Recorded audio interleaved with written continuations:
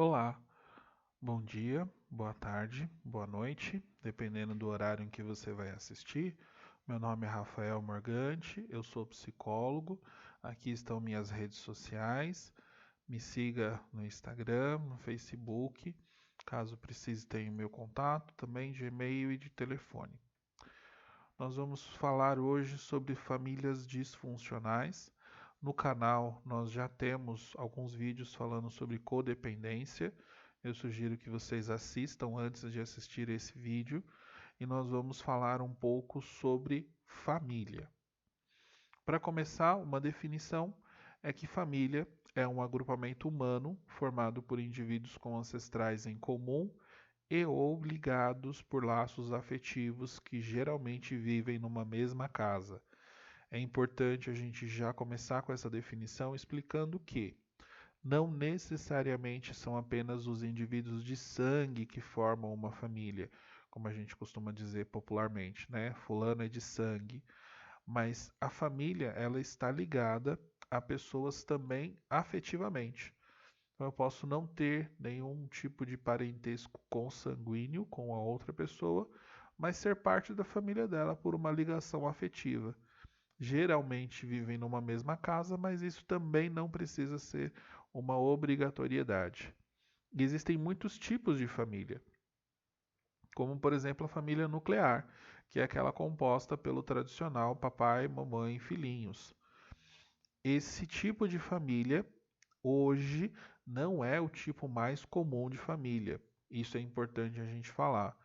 Nos últimos dados que nós tivemos de censo, ela representava cerca de 40% das famílias brasileiras.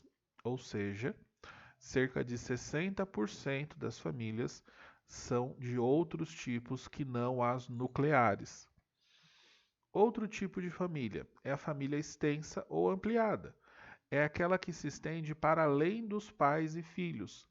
Nós temos também a inclusão de outros parentes próximos com os quais a criança e adolescente convivem, como, por exemplo, tios, primos, avós, cunhados e assim por diante. É muito comum nós encontrarmos esse tipo de família quando dentro do mesmo quintal convivem muitas famílias. Então, tem lá um terreno grande e aí um filho vai e constrói a casa, outro constrói também, e os filhos de todos são criados no mesmo espaço. Esse é um tipo de família chamada família extensa ou ampliada. Temos também a família monoparental, ocorre quando apenas um dos pais arca com a responsabilidade de cuidar do filho ou dos filhos. Nós temos aí no exemplo um pai com dois filhos e uma mãe com três filhos. Normalmente é muito mais comum que a mulher acabe assumindo a responsabilidade de cuidar dos filhos sem a presença, sem a ajuda de um companheiro.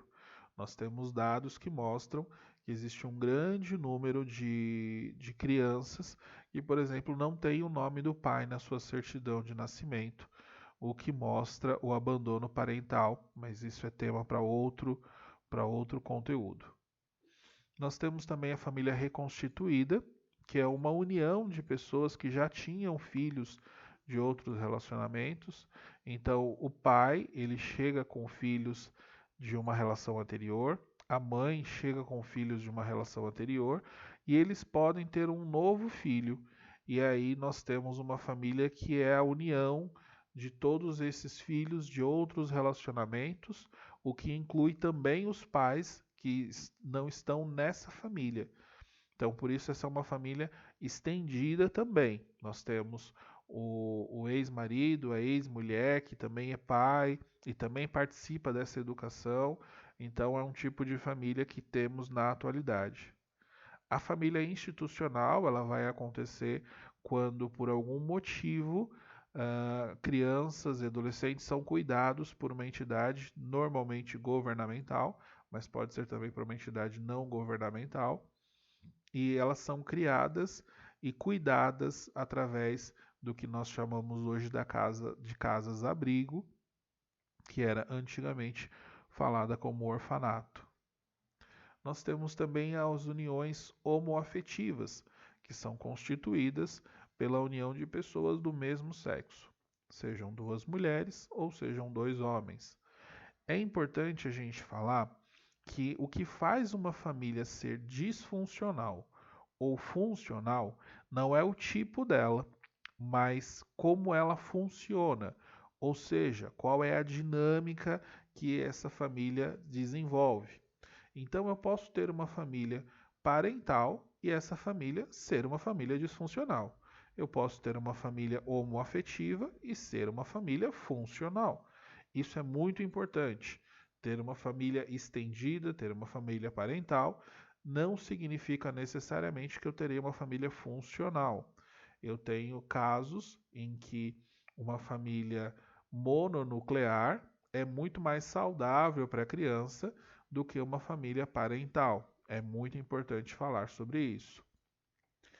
Um problema é que as crianças que vivem em uma família disfuncional, elas acabam aprendendo que esse comportamento é adequado e é normal. E isso é muito importante a gente entender, que as famílias disfuncionais são principalmente o resultado de um adulto codependente que também pode ver-se afetado pelos vícios de substâncias como álcool, tabaco, drogas ilícitas e etc. Eu gosto de dar o exemplo, a gente tem aí os Simpsons, é uma família fictícia, mas que ilustra muito bem o que é uma família disfuncional.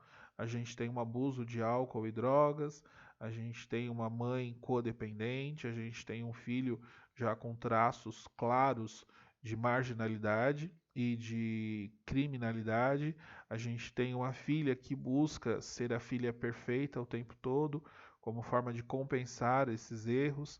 Então a gente tem um filho esquecido que no caso é a Meg. Então a gente tem todos os traços de uma família disfuncional. Em outro vídeo a gente pode falar um pouco sobre esses traços também. E aqui eu vou falar sobre 7 características de uma família disfuncional. A primeira é a falta de empatia e compreensão e sensibilidade com um dos membros, enquanto para outros expressa-se uma extrema empatia. E esses outros também podem ser inclusive animais de estimação, que podem possuir necessidades especiais.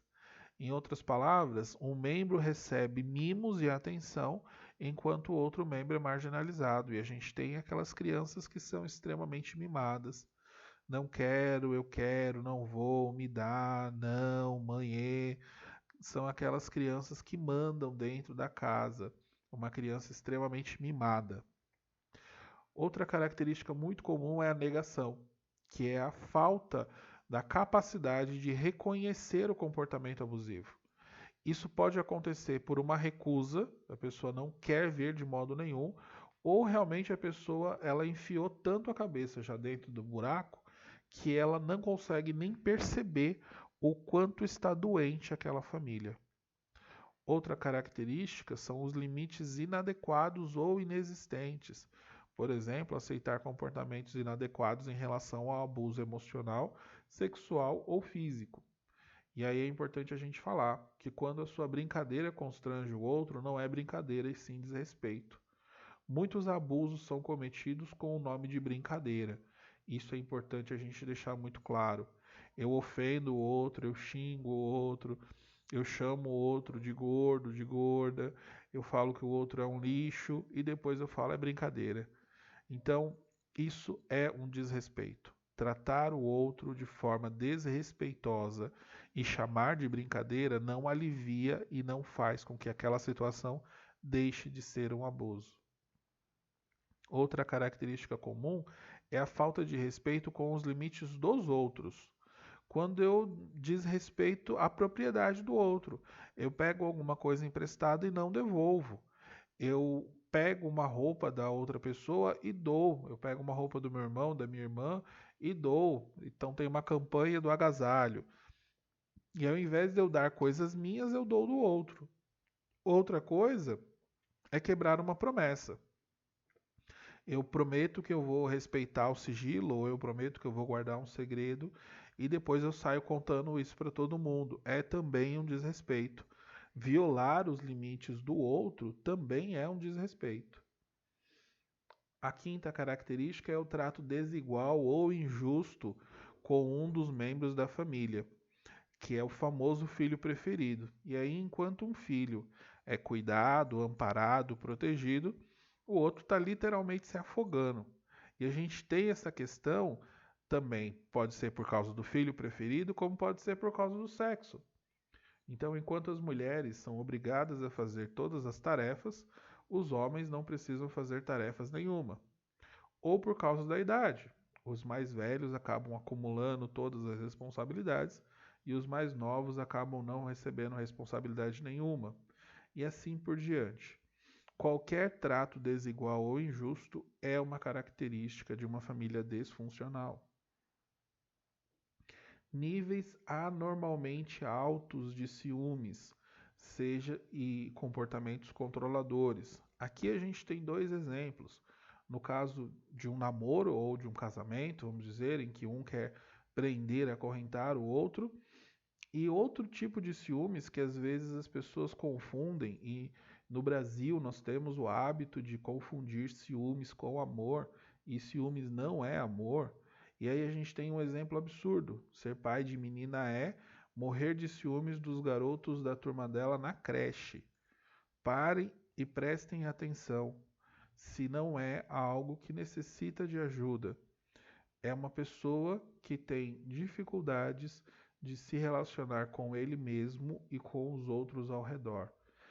Ciúmes, seja dentro de uma relação afetiva, seja de uma relação de pais e filhos, não é um sinal saudável, é um sinal de alguma coisa doentia está acontecendo. O sétimo é o comportamento sexual anormal, como o adultério, promiscuidade ou incesto. Infelizmente, o Brasil é um dos campeões de abuso e de casos de violência. É muito importante a gente entender que isso pode estar acontecendo do nosso lado, com o nosso vizinho, com a nossa vizinha, ou mesmo dentro das nossas casas. Então, entender que precisamos proteger, precisamos cuidar das nossas crianças é fundamental. E aí, para a gente fechar, vamos falar de forma muito rápida quais são as consequências de uma família disfuncional. Porque a criança que cresce dentro de uma família disfuncional, ela pode apresentar alguns problemas. Primeiro, se tornar rebeldes, vão se opor a toda autoridade, seja dos pais, dos professores ou até da polícia. Isso é importante a gente entender, que quando eu falo de uma família disfuncional, eu falo de problemas que vão acompanhar esses filhos para o resto da vida. E isso pode ser a pior armadilha e o pior legado, a pior herança que eu posso deixar para os meus filhos.